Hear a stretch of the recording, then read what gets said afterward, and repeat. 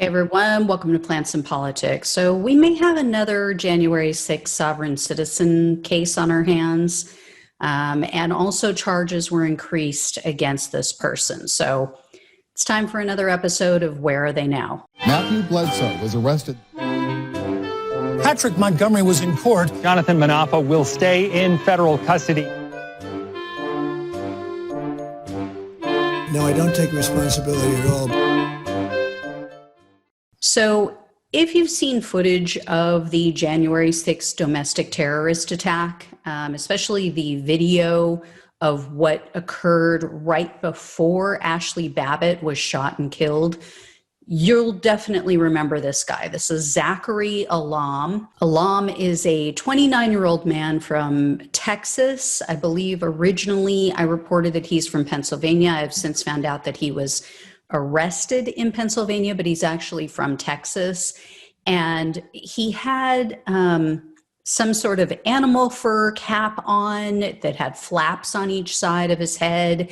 He was seen on video entering the Capitol through a broken window. He was also seen on video screaming, like getting in the faces of officers and yelling at them. He was heard yelling, "Fuck the blue."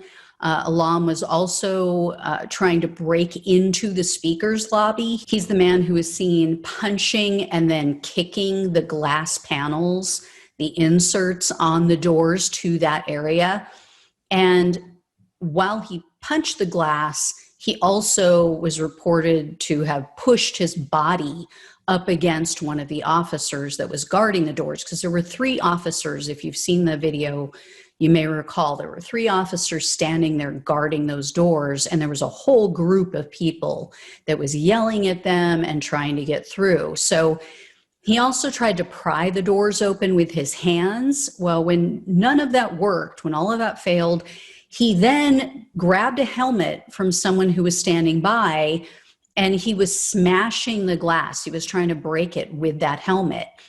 He was successful at that point. He actually broke the glass, which is what allowed Ashley Babbitt to climb through and be shot. So he was turned in by a family member. The person that he called apparently said to the FBI that Alam told him or her that he was sorry for what he did, but he didn't want to go to prison again. So this is why he said that. Apparently between 2016 and 2020, Alam had been arrested a minimum of 6 times. Some of the charges against him were like unauthorized use of a vehicle. I'm assuming he took someone's vehicle that didn't give him permission to use it. But there were other crimes too, which weren't outlined in what I read. So instead of returning home after January 6th, he went on the run. He decided he was just going to try to avoid the charges. I don't know what these people think, like they're just going to get away with it forever. But the FBI, as you would imagine, tracked him down. They found him at a hotel in Denver, Pennsylvania, and he was arrested on January 30th. So because of the violent nature of his crimes, because I'm assuming because he has a past criminal history, he's been in jail since then. He's been in jail since the end of January.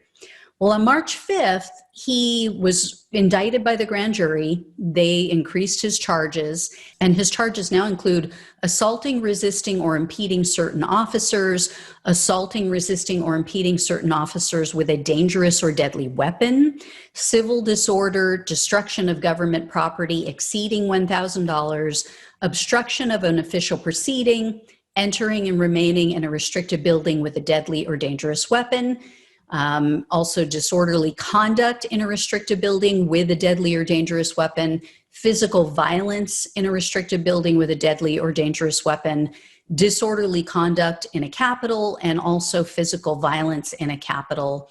Oh, and also parading, demonstrating, or picketing in a Capitol. Based on these new charges, if sentencing remotely aligned with the laws and as they're written as in the books, Alam would be facing over 94 years in prison. Well, he just had a hearing, and he went a little ballistic in front of the judge. First, Alam started speaking over his attorney, and he demanded that he be allowed to fire his attorney. He's another one of these that thinks that he's smarter than the justice system and he's going to, defend himself. So the judge tried to take control. The judge advised him numerous times to stop talking. The judge warned him against trying to represent himself in court and firing his attorney. But Alam told the judge, quote, "I don't take your advice." So his attorney tried to delay this hearing, but the judge refused. The judge said no, and they went on with it. And Alam yelled, quote, "I will represent myself." And then he also said, and I'll translate for you after, but he said, quote, "Will not be able to convince jury that I possess dangerous weapon on January 6th. I can prove that. I want to offer me a deal right now. She needs to start doing her job and offer me a deal." So for anyone who doesn't speak caveman or illiterate, let me just translate based on what I read from someone who was actually watching this unfold in real time. Alam claims that the prosecutor won't be able to prove that he had a dangerous weapon in his possession when he was screaming at the top of his lungs in officers' faces and smashing windows. He also apparently believes that he calls the shots in court and that he can just, offer up a plea deal on demand. It's like going through a drive-through, I guess. So the judge stepped in. The judge, again, tried to calm things down. He explained that the prosecutor doesn't have an obligation to offer you a plea deal. But the prosecutor was actually cool about it. And she said that although there hasn't been a plea deal, that she'd be happy to start the process. And then Alam popped off again, interjected and said, quote, "Consider it requested now." So this guy seriously is very full of himself. He really thinks that he's in charge here. He also said that he is making an offer to the court to, quote, "drop all charges." That's what he told the court. Drop all the charges. And then he said, quote, "Make me a counteroffer." So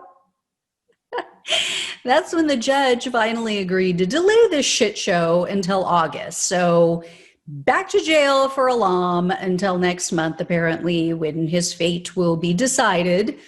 I mean, hopefully this isn't going to be another bullshit 8-month sentence. I mean, the other guy didn't have a criminal history. This guy does. So, and clearly something's not right. I mean, he clearly has no respect for authority. He clearly doesn't believe that laws apply to him or even the rules in court. And he's a danger. He's a danger to society. He's already shown a willingness, too, to try to evade arrest by going on the run. So we will see. I'll keep you guys posted. But yeah, that's where he is now. He's apparently trying to dictate everything in court. All right, guys. Thank you so much for watching and listening. Please like, share, subscribe, become a friend or a supporter of the show down below. Take care, and I'll talk with you soon.